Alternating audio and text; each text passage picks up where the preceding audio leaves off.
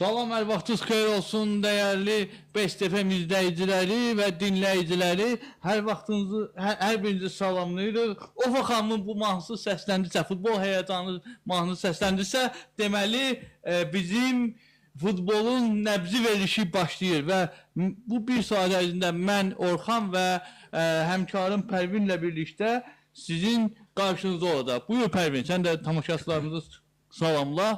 Daha sonra biz müzakirəmizə başlayaq. Xoş gördük Orxan, mən də səni və izləyicilərimizi salamlayıram. Bəli, belə, əziz izləyicilərimiz, biz bildiyiniz kimi ölkə futbolu və Avropada, dünyada futbol mövsümü demək olar ki, başa çatıb, çempionatlar başa çatıb, hər kəsin diqqəti artıq 9 gün sonra başlayacaq dünya çempionatına, futbolda dünya çempionatına yönəlibdir və biz hər şeydən danışacağıq bugün. Son olaraq bizim Premier Liqamızda bir oyun qalmışdı və o oyunda başa çatdı. Belə ki, playoff oyunu, keçid playoff oyunu var idi. Qəbələ 11-ci pillədə olan Qəbələ 1-ci divizyonda, 1-ci liqada ikinci olan Mingəçevir ilə qarşılaşdı. Sumqayıt stadionunda keçirilən oyunda, Sumqayıtda keçirilən oyunda Qəbələ rəqibini ilk hissədə vurduğu 2 qolla məğlub etdi. Oyunu televiziyadan izlədim. Mesela biz bu oyun haqqında müzakirə edərkən də geniş danışanda qeyd eləmişdik ki, Qəbələ bu oyunda favoritdir və favorit olduğunu da göstərir. Mən elə düşünürəm ki, bu oyunda Qəbələ istədiyi oyunu göstərə bilmədi və çox da güc sərf eləmədi. Bu bir qədər də rəqibin adından, rəqibin belə deyək də gücünə görə yaranan bir məsələ idi və Qəbələ çox güc sərf eləmədən Premier Liqada öz yerini təmin etdi. Təbii ki, yəni bu mövsümü Qəbələ üçün uğurlu hesab etmək olmaz. Niyə görə? Çünki son anda liqada qaldı, Premier Liqada qaldı və qalmaya da bilərdi. Mingəçevir məğlub edə bilərdi rəqibini. Ümumiyyətlə Mingəçevir əzmkar komandadır. Növbəti mövsümdə yenidən 1-ci liqada mübarizə aparacaq və uğurlar arzulayırıq. Amma düşünürəm ki, bu komandanın daha da yaxşı olması üçün transferlər və bir qədər də maliyyə imkanları daha yaxşı olmalı. Düzdür, mövsüm əvvəlində, ötən mövsüm, geridə qoyduğumuz mövsümün əvvəlində bir qədər maliyyə imkanları yaxşı idi. Bəzi məlum məsələlərə görə Mingəçevirdə maliyyə böhranı oldu və amma buna baxmayaraq komanda ikinci yeri qazana bildi. Şəfadan sonra Səbaili qabaqlayaraq məğlub edək, ikinci yeri təmin etdi. Amma playoff oyunda məğlub oldu.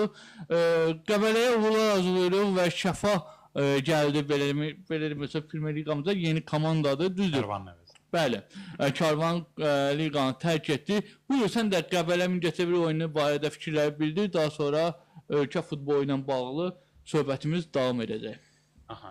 Sən də qeyd etdiyin kimi ölkə çempionatında 11-ci yeri tutdu Qəbələ və playoff oynamaq məcburiyyətində qaldı, belə deyək. Liqada qalmaq üçün Mingəçevir 1-ci divizyonda 2-ci pilləni tutdu. Son turda 4-1 hesabı ilə Səbaili məğlub etdikdən sonra Qəbələyə rəqib oldu. Nəticə gözlənilən idi, favorit də zaten bəlli idi. Qəbələnin bu maçdan qalib ayrılacağı ehtimalı yüksək idi, belə də oldu. Oyuna qaldıqda Qəbələnin üstünlüyü şəraitində keçdi. Böyük üstünlük olmasa da, ümumən ilk hissədə bir neçə qollardan savayı, yəni bir neçə qol epizodu oldu, real qol imkanları oldu. Qapçı, Mingəçevir klubunun qapçısı Orxan Sadıqlı, bəli. Orxan Sadıqlı. Artıq təcrübəli qapçı demək olar ona. Çünki Bəli. kifayət qədər yaşı da var və yaxşı komandalarda da çıxış edir. Bir neçə yaxşı sevlər etdi bu qapçı. Bəli. İkinci hissədə Qəbələ sanki artıq hesabı qorumağı düşündü, çox da gücünü qoymadı. Zaten rəqibin gücünə də bələd idi deyə nəticəni qorumağı daha çox düşündü və istədiyi nəticəni də yekununda qazandı. Necə düşürsən, yeni mövsümdə biz fərqli Qəbələ görə biləcəyik, yoxsa yox? Yəni bu maraqlı dəqiqətən də. Yəni heyətin qoruyub saxlaya biləcək, heyəti gücləndirə biləcəkmi? Düzdür, maliyyə imkanları bir qədər də o qədər də yaxşı deyil Qəbələdə əvvəlki illərə baxanda, amma yenə də digər komandalara baxanda müəyyən qədər yaxşıdır. Fərqli Qəbələ dedikdə yəqin ki, daha yaxşı nəticələr gözləyə bilərikmi, onu vurğulamaq istədim. Təbii ki, əsas məsələ maliyyədir burada. Yəni Qəbələnin mütləq şəkildə transferlər lazımdır, daha çox yatırım lazımdır. Heyət mütləq şəkildə güclənməlidir. Çünki hal-hazırki heyətlə yəqin ki, yenə Qəbələ sonuncu mövqelərdə olacaq. Mütləq şəkildə, yəni transferlər mütləqdir bu komandaya. Bəli. Ümumiyyətlə çempionatımızı dəyərləndirəndə, ümumiyyətlə Premyer Liqanın sonluğunu dəyərləndirəndə sənə görə gözlənilməz nəticə hansı komanda oldu və belə demək olarsa, sənin üçün sürpriz nəticə hansı komanda oldu? Sürpriz nəticələr belə qazanan komandalar hansı oldu? Gözləmirdin ki, bu komanda belə yüksəliş göstərə bilər və amma əksini gördün sən. Təbii ki, İmişlidir bu birinci növbədə. İmişlidən heç kim İmişini də demək olar. Neftçini mən deyərdim. Mövsümün ortasında Venidov gəldi. Yəni komandanın qısa zaman kəsiyində toparlayacağını və Avrokuboklara daşıyacağı açığı heç kəs gözləmirdi. Düzdür, biz Venidovun oyun tərzinə də bələd deyildik öncədən. Araz Naxçıvandan belə zəif nəticə, zəif oyun gözləyirdin, yoxsa yox? Yəni fikirlərin davamlı olaraq buna da fikir bilirsən, yaxşı olar. Bu mövsüm oyunu izləyirdik deyə bunu nəzərə alsaq, bu nəticələri gözləyirdim. Yəni uğursuz nəticələrini gözləyirdim. Çünki heyət də çox güclü deyildi mənə görə. Az sonra Araz Naxçıvandan ayrılan futbolçular barədə də danışacağıq. 10 futbolçu ilə komanda yollarını ayırdı. Oynadığı oyun da qənaətbəxş deyildi məncə. Neftçi deyərdim. Ən çox sürpriz mənim üçün Neftçi oldu. Yəni Avrokuboklara vəsiqə qazanmaq oldu. Mövsüm başlayanda uğursuz nəticələrdən sonra sən gözləmirdin Neftçi nəticə qazanan. Amma ya mövsümün əvvəlində mən qədər düşünürdüm Neftçi çempionluğa mübarizə aparır, çempionluq uğrunda oynayacaq. Mövsümün əvvəlində şansları hardasa onun da yüksək qiymət. Təbii ki, favorit Qarabağ idi daha çox. İkincidə Sabahı qeyd edirdilər. Yekunda Sabah çempion oldu. Sürpriz olmayan da məncə Karvanın getməsi ehtimal olunurdu zaten. İmişlini sürpriz kimi qəbul edə bilərsən, yoxsa yox?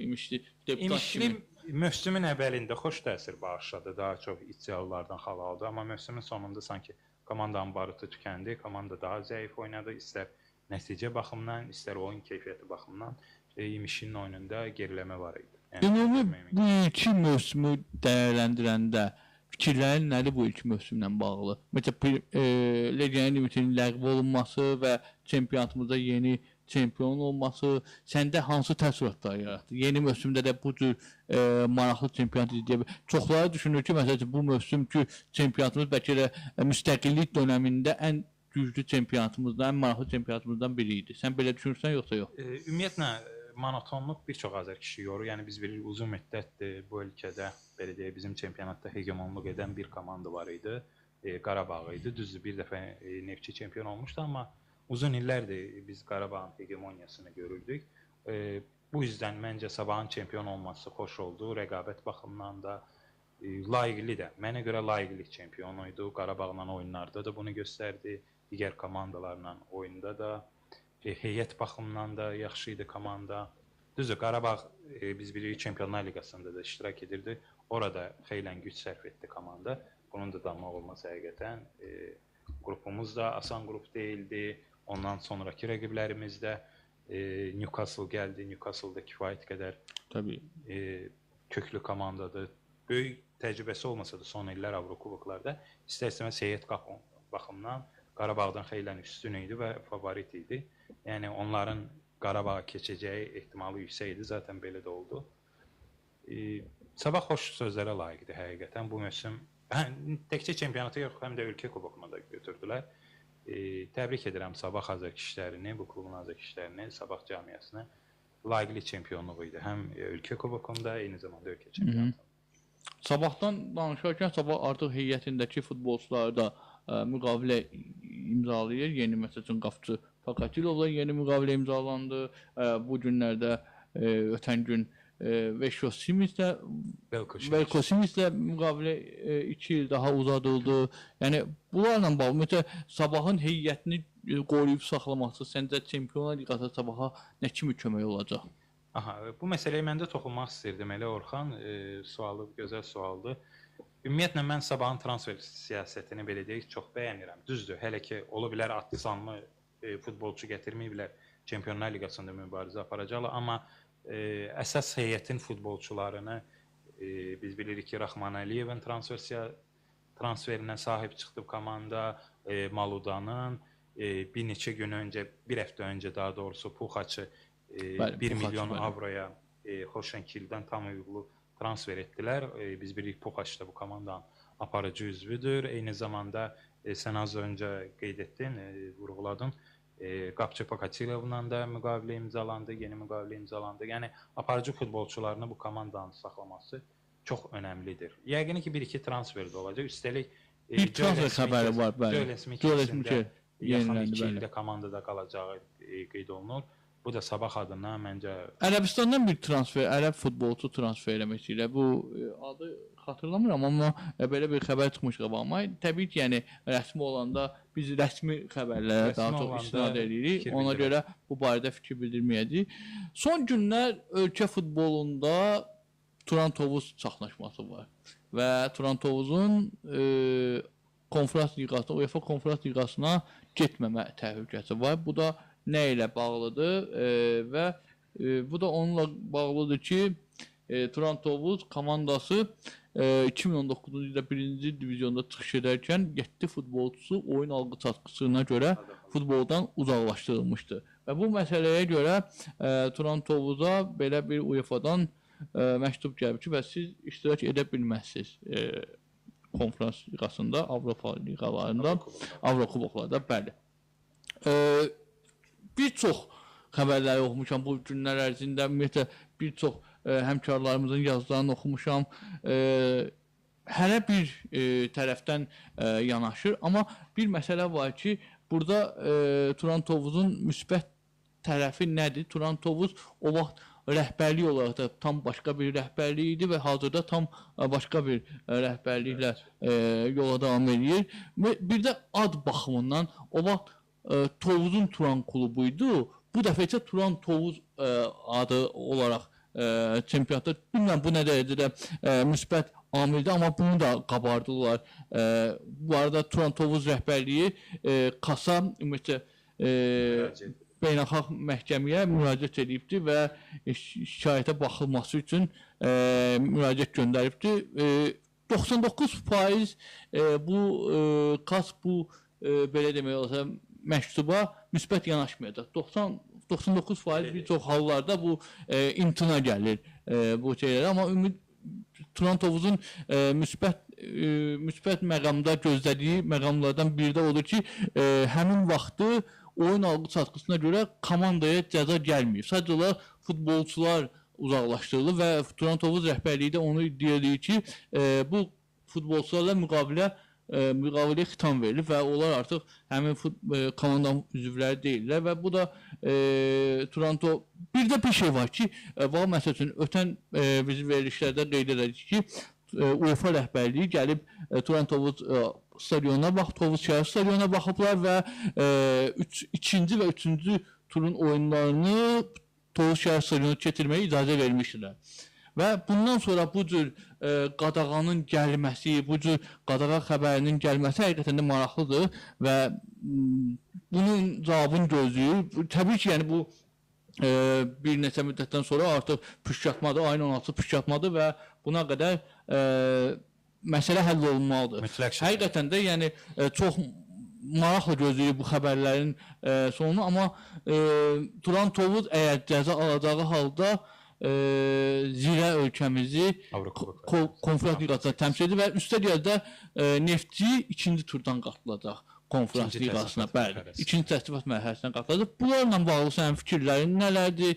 Bilirəm ki, sən də azdan çoxdan oxumusan bu xəbərləri, məlumatın var və sənin Turan-Tovuzun cəza alma... Ümumiyyətlə, bu məsələdə mən bir də bir fikrimi bildirim. Bu məsələdə ümumiyyətlə komandanın rəhbərliyinin, ümumiyyətlə rəhbər heyətinin günahı var. Necə günahı var? Məsəl üçün, çempionat ərzində hər dəfə hakimlərdən şikayətlənirlər. Bax, mən həmişə bunu vurğulamışam ki, bizim komandaların, məsəl üçün, Avrokuboklarda çıxış etmək istəyən komandaların idarəçiliyi düzgün deyil.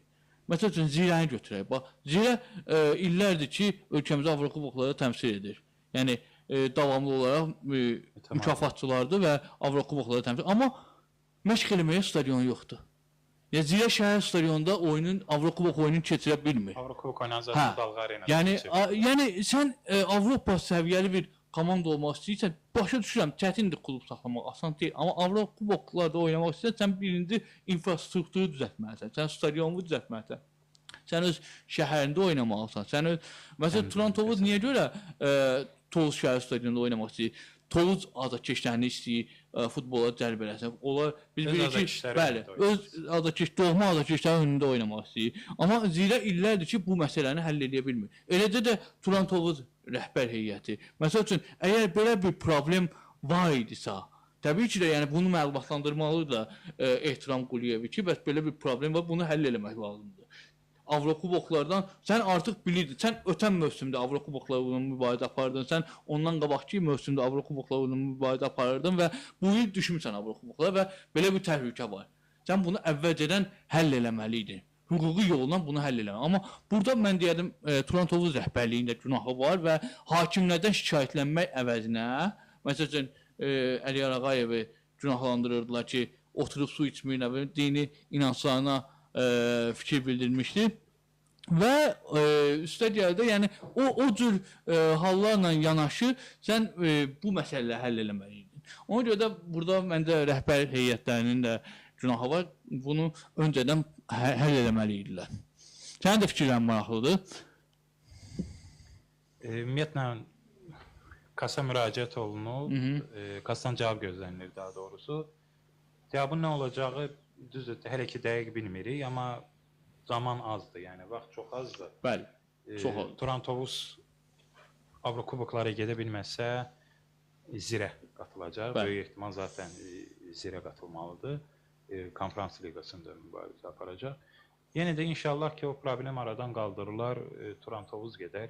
Görək cavab nə olacaq? Turan Tovuz layiqdir və qazandığı o, bəli. Ən azı o mövqəni tutub Avrokuboklara vəsiqə uğrunda. Bəli, qazandığı o uğuru məncə davam etdirməli. Ona görə də düşünürəm ki, burada yenə də dediyim kimi rəhbər heyətlərinin də böyük bir günahı var və bunu əvvəlcədən həll etməlidirlər.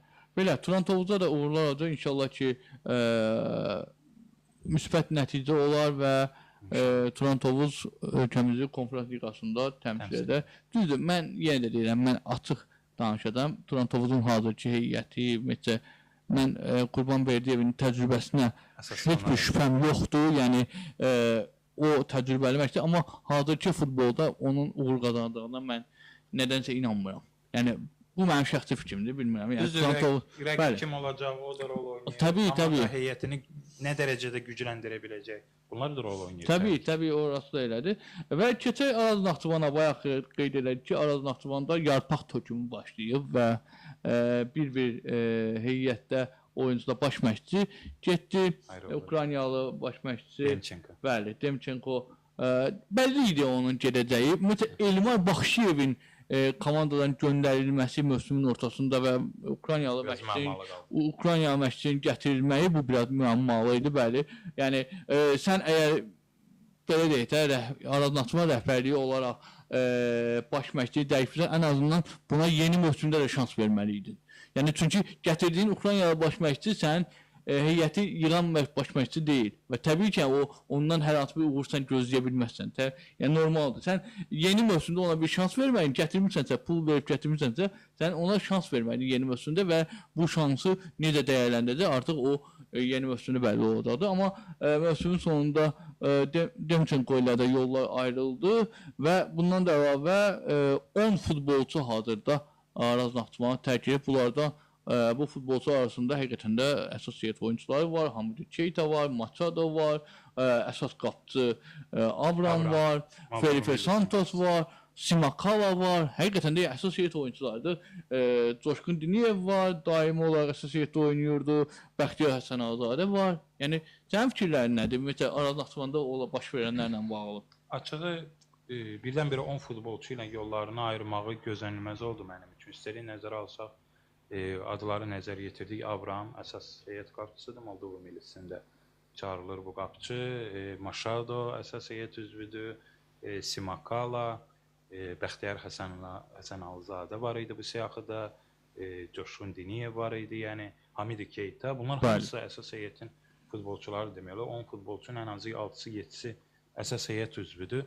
Bu qədər futbolçu ilə birdən-birə əsas heyət futbolçuları ilə yollarını ayırması açıq mənim üçün bir qədər sürpriz oldu. Bir tək Andrade'nin getmə ehtimalı var idi. Mesela Andrade'nin Turan Tovuzla adı hallanırdı. Bəli, hazırda Turan Tovuzun da bəlkə də belə bir cəza almasından sonra böyük ehtimalla mən düşünürəm Zirəyə getmə ehtimalı ola bilər Andrade'nin. Yəni məndə belə bir təəssürat var ki, Andrade hazırda ölkəmizdə Qarabağdan başqa hansı komanda Avropa kubokları iştirak edir, o komandaya kömək eləmək üçün gələcək. Və o təəssüratı yaradır. Çünki ötən mövsüm gəldi Araz Naxçıvana və Araz Naxçıvana birinci turda yaxşı qol da vurdu, baxımlı qol da vurdu, öz təcrübəsi ilə kömək oldu. Bəli. Yaxşı uğurlu mövsüm keçirdi. Bəli. Bir də Nuno Rodriguez'i unutdum qeyd edim. O da əsas heyət üzvü. Rodriguez. Yəni bu qədər futbolçu ilə yollarını ayırıb komanda çox maraqlıdır həqiqətən. Planlar nədir? Hansı futbolçular gətiriləcək? Baş məşqçi yoxdur hələ. Baş məşqçi təyin olunmayıb. Baş məşqçi də yoxdur. Bəli. Ona görə də həqiqətən də maraqlıdır. Belə, digər başqa bir sabahın heyət oyuncusu Bəli, əziz dinləyicilər, əziz Best FM dinləyiciləri, biz davam edirik, futbolun nəbzi verilişi davam edir və biz ölkə futbolu və dünya futbolundan bağlı müzakirələrimizi davam etdiririk və keçid alaq bu günlərdə mini futbol üzrə Avropa çempionatı keçirilir. Slovakiyanın Bratislava şəhərində paytaxtda Avropa çempionatı keçirilir və sevinci odur ki, bu çempionatda ölkəmizi təmsil edən milli komandamız, mini futbolda milli komandamız adına layiq çıxış edir. Reytinqin birincisidir. Mini futbolda dünya reytinqində birincidir və dünya çempionudur. Son dünya çempionu ötən il elə bu günlərdə başda keçirilən dünya çempionatda çempion oldu. Eləcə də Avropa çempionu olmuş 2023-cü ildə və bundan sonra artıq ölkəmizdə mini futbola maraq və diqqəti artırılıb, bəli, kifayət qədər artıbdır. Sevinci oldu ki, mini futbolda milli komandamızın heyətinin əksəriyyəti, demək hamısı yerli futbolçulardan təşkil olunub və keçmiş futbolçular da var. Təmkin Xəlilzadəni qeyd edə bilərik. Xorvatiyaya vurduğu qolla yadda qalıbdır. Qrup oyunları artıq başı çatıb, hətta 8-də bir final oyununda başı çatıb. Digər sevinci oldu ki, qrup mərhələsinin də komandamız 3 oyuna 3 qələbə qazandı və maksimum nəticə ilə qrupu lider kimi başa vurdu. Oyunlar həqiqətən də qəşəng idi. Yəni baxımlı oyun nümayiş etdi. Bütün oyunları izlədim, sən də izlədin. Fikirlər, ümumi hamısını danışım, daha sonra sən də hamısını bir yerdə fikirlər bildirərsən. 3 oyunu götürəndə komandamız həqiqətən də özünü yaxşı tərəfdən göstərdi. Mənə maraqlıdır ki, Elşad Quliyevin başçılıq etdiyi komanda, yəni hər oyunda fərqli taktika ilə oynayır.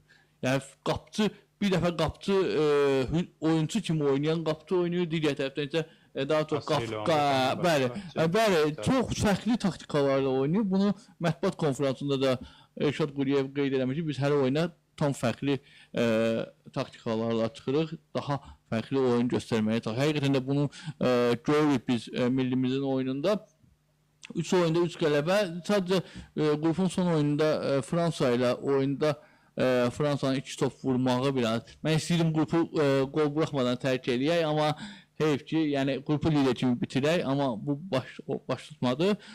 Olsun, amma yəni futbola qol da buraxmaq olar.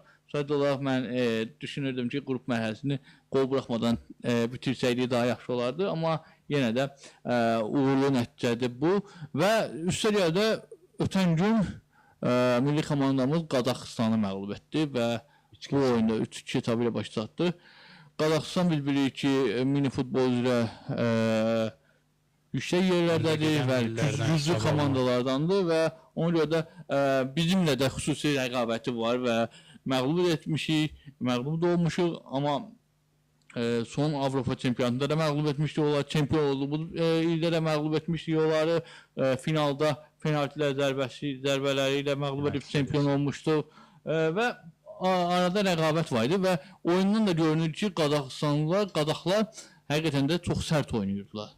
Yəni bizim futbolçular daha çox futbol oynamaq istəyirlər, amma çox sərt futbola üstünlük verirdilər. Bu da bir qədər qayda pozuntularının çox olmasına gətirib çıxardı. Ümumiyyətlə mini futbolda mən fikir vermişəm, daha az qayda pozuntusu olur, daha sərgəli oyuna üstünlük verirlər və milli komandamız 3 hesabı ilə ilk gol baxımlı olundu, çox qəşəng olundu. Həqiqətən də uzaqdan zərbə baxımlı. Ümumiyyətlə mini futbolda baxımlı qollar çox tez-tez alınır. Akrobatik zərbə olsun və yaxud da digər maraqlı zərbələrlə hesabı açırlar futbolçular. Ümumiyyətlə, yenə də qeyd edim ki, bu gün də milli komandamız 4-də 1 finalda Çexiya ilə qarşılaşacaq və qarşılaşma gecə saat 12-də başlayacaq və Bakı vaxtı ilə uğurlar arzulayıram milli komandamıza. Düşünürəm ki və gözləyirəm ki, bu ən azı final oynayacaq milli komandamız. İnşallah. Slovakiyada keçirilən Avropa çempionatında təbii ki, bizim azərkeşlik etdiyimiz milli öz millimizdir. Təbii. Son dünya çempionu yox, ilk olaraq qrup mərhələsindən fikir bildirək. Avstriya millisi ilk rəqibimiz idi. Minimal hesablı qələbə qazansaq Çətin oldu. Çətinliklə əldə olundu qələbə düzdür. Amma mətbuat konfransında da Elşad Quliyev qeyd edir ki, hər dəfə ilk oyun çətin olur. Bu təbii ilk oyunlar başda keçirilən dünya çempionatında da ilk oyunda heç-heçə qalmışdıq və çətin olmuşdu həmin oyunda. İlk oyunlar daha ağır olur. Qatılıram fikirlərinə. Avstriyanı minimal hesabla məğlub etdik. Orada düzdür bir gol olsa da bizim böyük üstünlüyümüz şanslarımız çox oldu. Qapıçıları qədər gol epizodlarımız oldu. Lakin Avstriyanın kiperi bir neçə yaxşı sevlər etdi. Minimal hesabla qələbə qazandıq. Qrupun digər oyununda İtaliya və Fransa milliləri arasında keçirildi. Həmin görüş bərabərliyi ilə sonuclandı.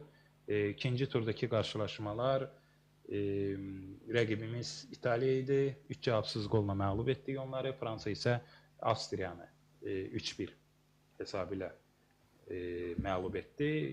Üçüncü turda Fransa ilə qarşılaşdıq. Düzdür, təəssüf edici hal oldu ki, qapımızda gol gördük. Gözü 1 yox, 2 gol gördük. Amma nə yaxşı ki, qalib gəldik həmin qarşılaşmadan. Əslində hesab bərabər də sərf idi açıq bizə qrup lideri olması. Kifayət edirdi ki, qrup birincisi kimi növbəti mərhələyə adlayaq 8-də 1 final mərhələsinə. Amma qalib gəldik və 3-1 hesabı olanda, yəqin sən də canlı izlədin oyunu. Bəli. 4-cü, 5-ci qolları da hətta vura bilərdik. Alınmadı. Sonda belə deyək də boşluq oldu müdafiəmizdə və təkbətəkdən Fransalı futbolçu fərqləndi. 3-2 hesabı ilə nəticələndi həmin görüş. Qrupun digər oyununda isə Avstriyalılar İtalyanları 5-1 hesabı ilə darmadağın etdilər. Gözlənilməz nəticə idi açığı mənim üçün. Çünki Avstriya bu qrupun açıq-aşkar outsider hesab olunurdu. Amma qrup mərhələdə çıxdı. Üçüncü komanda kimi, milli komanda kimi növbəti mərhələyə adlamağı yəqin ki, vurduğu 5 golun sayəsində oldu. Təbii ki, top fərqi burada rol oynadı, aydın məsələdir. Keçək 8-də 1 final mərhələsində keçən qarşılaşmaya Qazaxıstanla görüşün çətin keçəcəyi öncədən zaten bəlli idi mənə görə. Qazaxlar amma məncə elə çətin olmadı. Yəni komandamız rahat oynayır, çox rahat oynayırdı. Əksinə Qazaxıstan milli futbolçuları daha aqressiv idi, daha gərgin idilər. Daha gərgin idilər, daha sərt oynayırdılar. Razıyam səndən. Layiqli qələbə qazandı. Bundan sonraki mərhələdə rəqibimiz gedirdi. Təbii ki, mərhələləri adladıqca rəqiblər də çətinləşir. Amma istənilən halda bir komanda ki, qarşısına böyük məqsəd qoyubsa, titul qazanmaq, finala çıxmaq, qarşısına məqsəd qoyubsa, belə oyunlara mənə görə hazır olmalıdır mütləq şəkildə. Çexiya ilə oyun böyük ehtimal, yəni ağır olacaq. Təbii.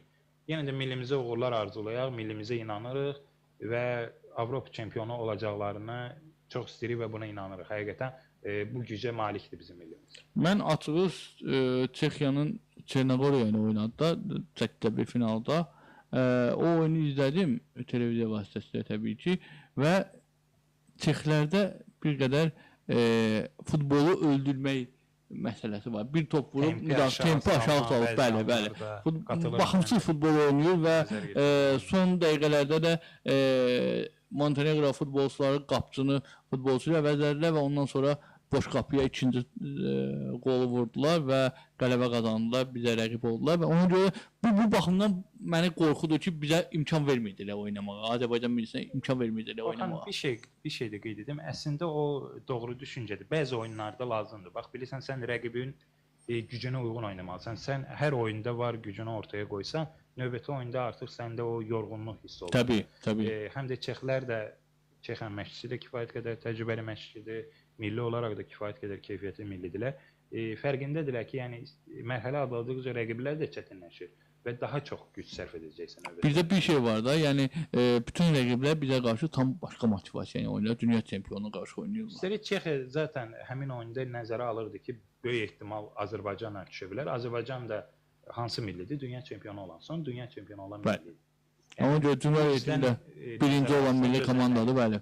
Ona görə də hər bir milli komanda bizə qarşı tam başqa bir motivasiya ilə oynayır. Təbii. Və bu mərhələni keçəcəyimiz halda biz Rumıniya ilə qarşılaşa bilərik və Rumıniya ilə də oyunlar çox ağır olur. Hələ ki inşallah ki bu mərhələni keçək, ondan sonra İnşallah. digər mərhələlər barədə növbəti efirimizdə böyük ölçüdə böyük ehtimalla çempionluq barədə danışarıq, çempionluğu danışarıq xeyirlisilə. Belə mini futbol milli komandamıza da uğurlar arzulayırıq. Bir daha qeyd edim ki, Çexiya ilə qarşılaşmaz 4-1 final mərhələsinin oyunu bu gün gecə saat 12-də başlayacaq Bakı vaxtı ilə. Belə ölkə futbolu ilə bağlı bu qədər mən baxım görüm təzə bir xəbər yoxdursa biz davam eləyək.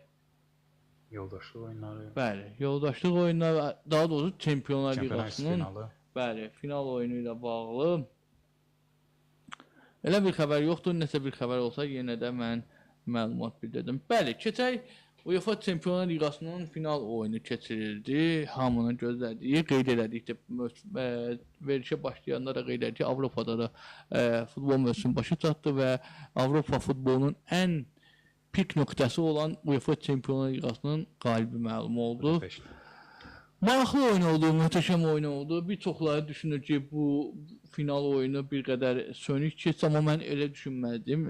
Ötən mövsümki, ötən ilki final, məsələn Inter PSG finalı mənə daha maraqsız gəlmişdi. Bir tərəfli oyun idi və rəqabət yox idi. Ona görə də düşünürəm ki, bu final mənə daha çox yaxşı təsir bağışladı.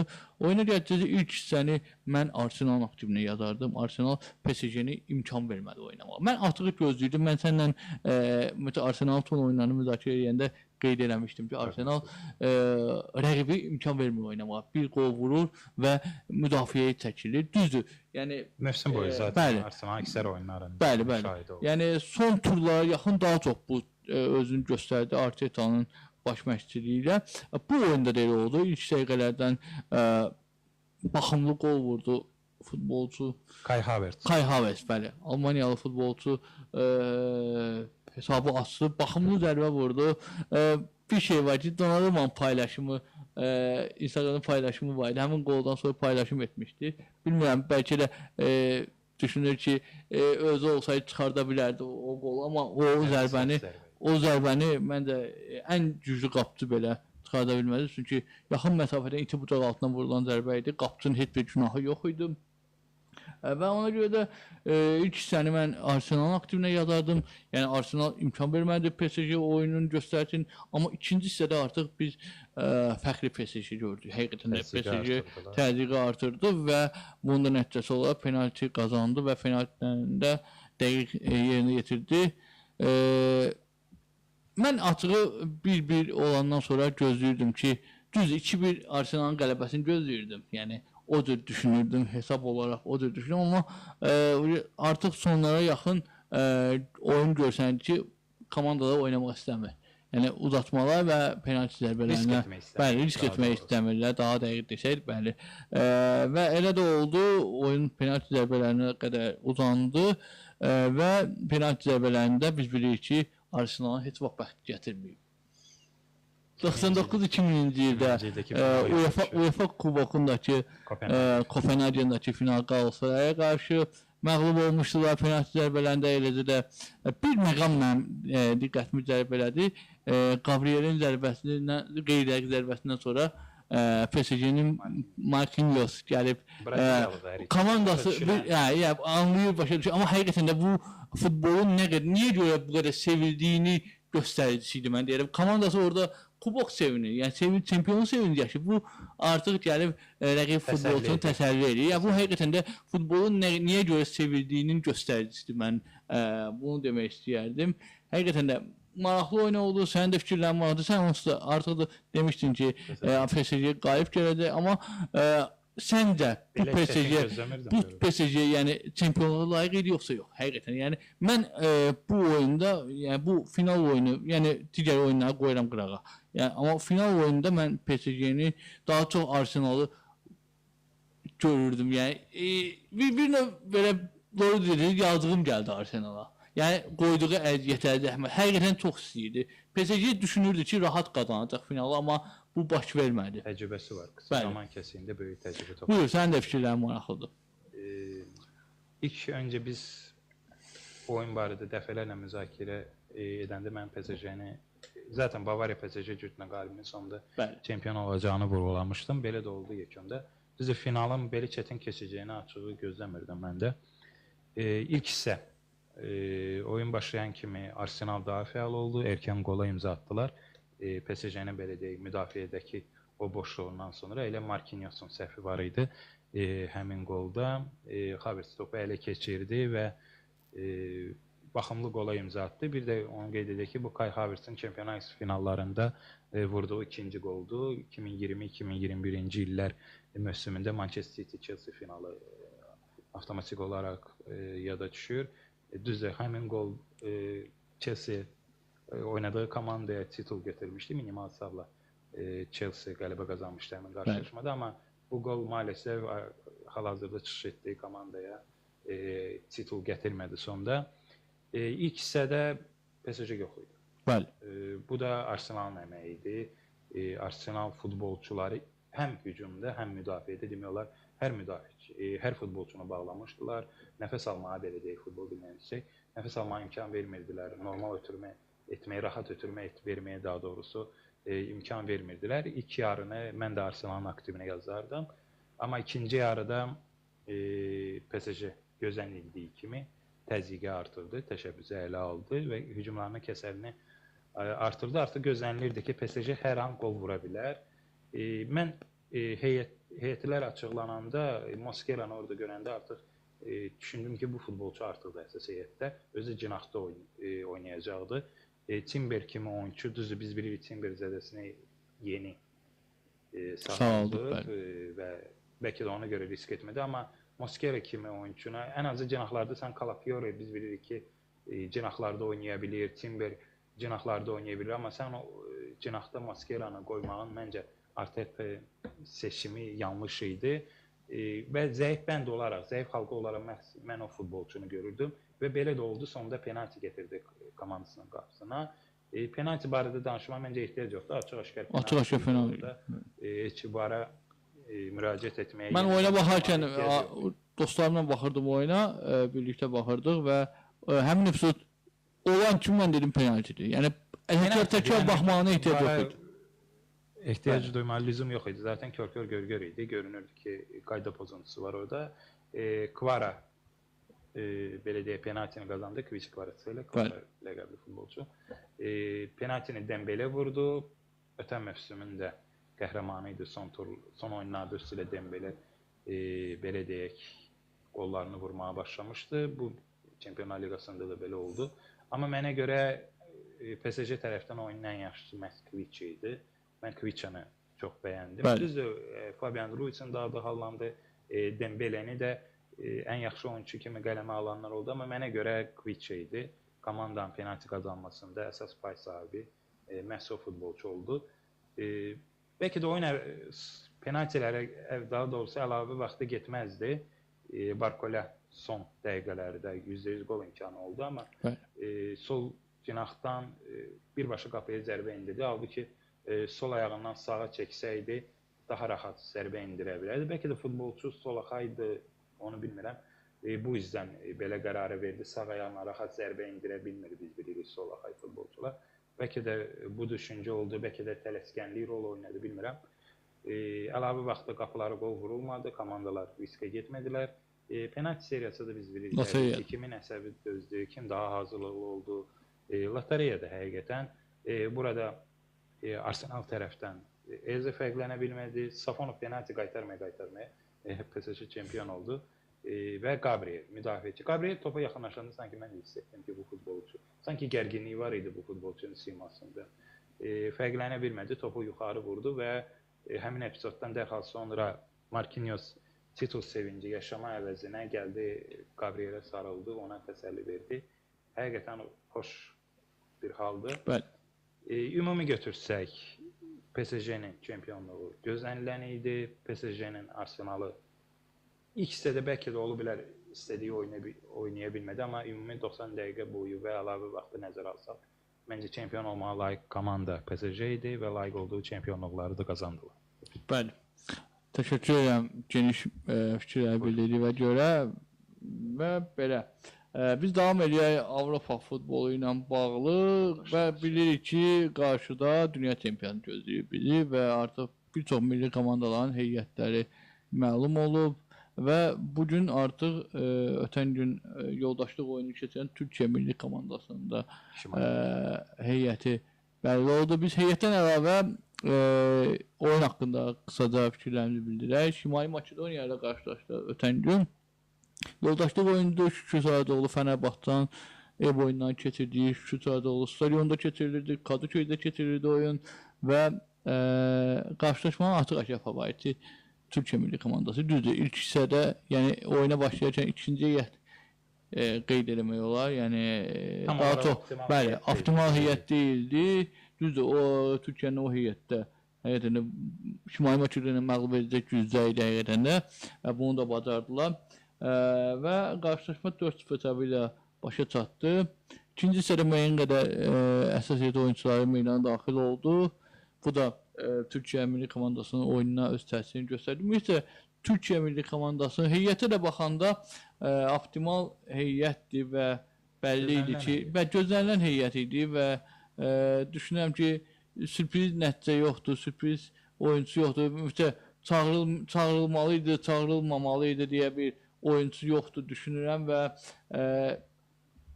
ən layiq olan oyunçuları düşünürəm ki, çağırıblar milli komandaya. Nə deyək, Türkiyə millisinə uğurlar arzulayaq.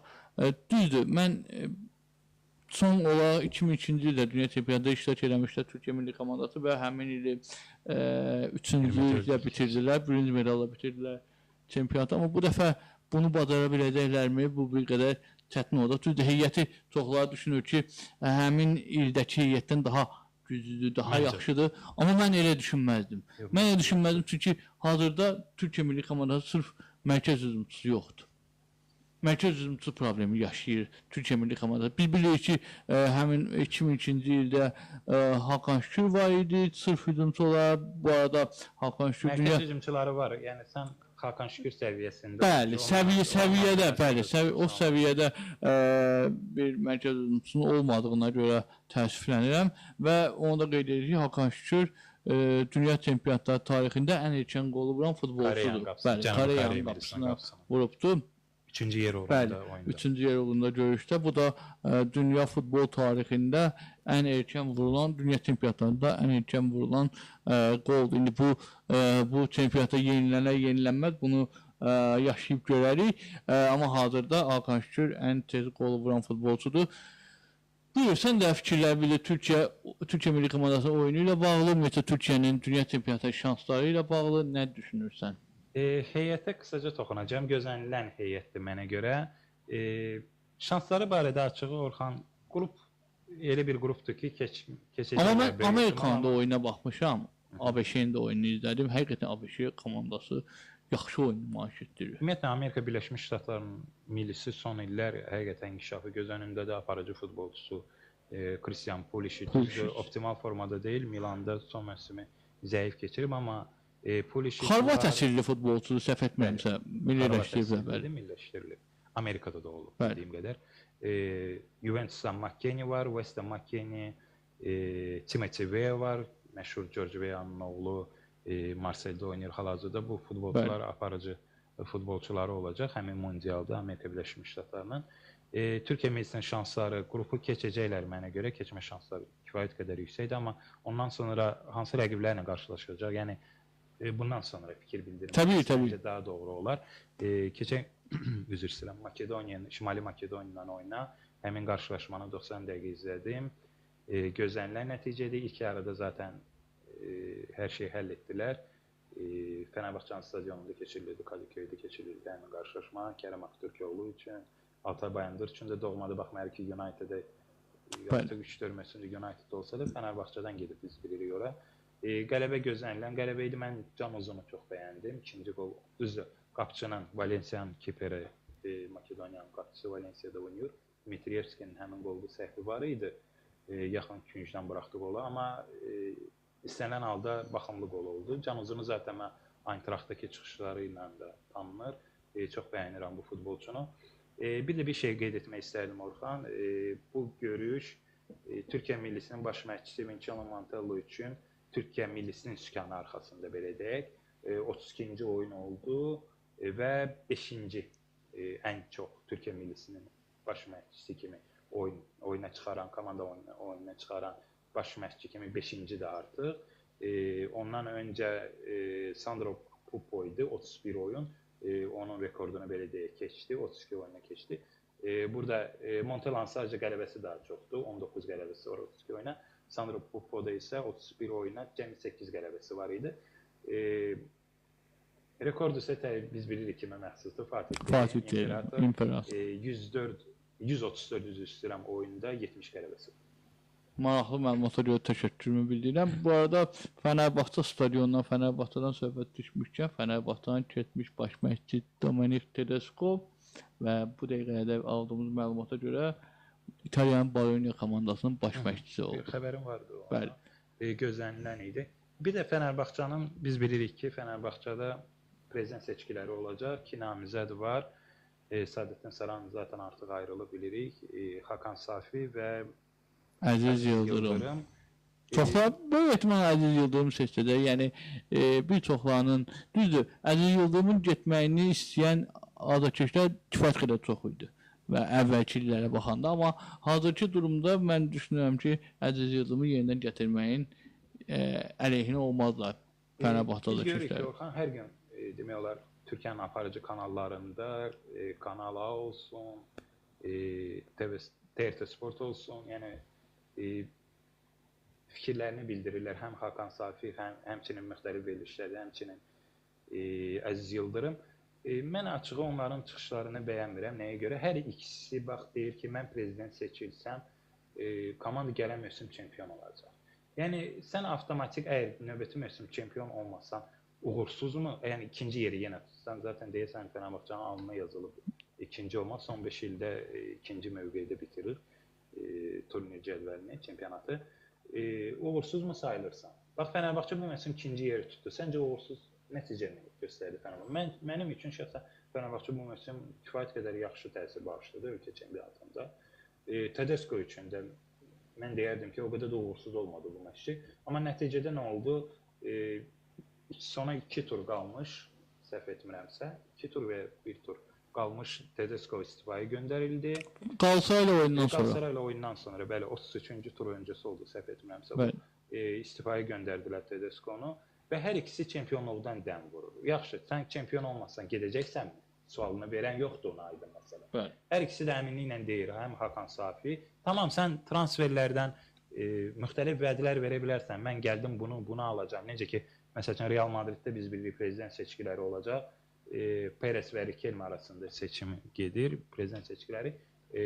Perez'in adayı belə deyək, baş məşqçi adayı mənalı şəkildə namizədi Jose Mourinho'dur, amma Riquelme deyir ki, mən gəlsəm, komandanın baş məşqçisi Mikel Arteta olacaq. Və Arteta'nın özünün də deyilənə görə Riquelme seçilərsə, Real Madridin baş məşqçisi olmağa razılıq verdiyi bildirilir.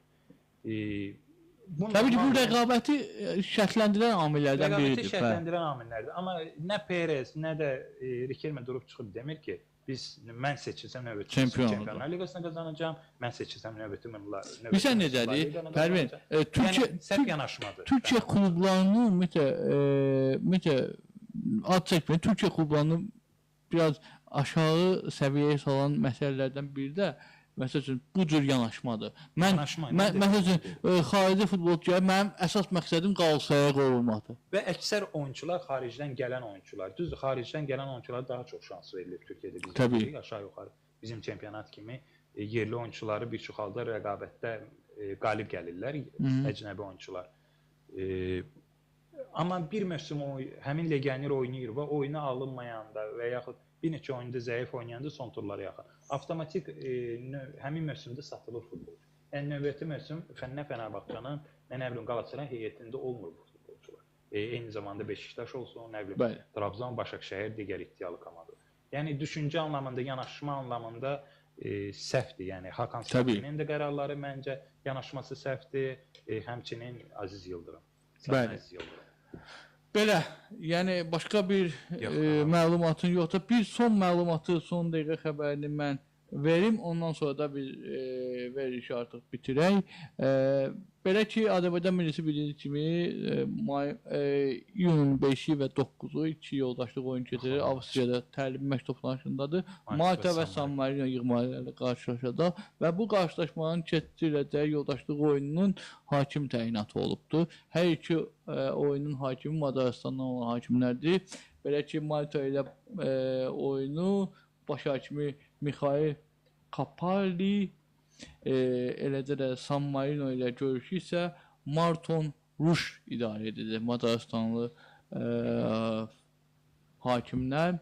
Yəni dişimizə görə rəqibdir San Marino'da, Malta'da və bu komandaları əgər bir məğlub edə bilməyəcəksə biz elə D liqasında qalsaq daha yaxşı olar təbii ki. Millimizin qarşıdakı yoxlama maçlarında uğurlar arzulayıram. Bəli, qeyd edeyim ki, Malta ilə maç iyunun 5-i, San Marino ilə oyun isə iyunun 9-u başlayacaq. Hər iki qarşılaşma Bakı vaxtı saat 22:00-da olacaq. Belə, bizdən bu qədər. İzlədiyinizə görə təşəkkürümüzü bildiririk. Növbəti həftə eşidilmək və görüşmək ümidi ilə. Hələlik. Hələlik.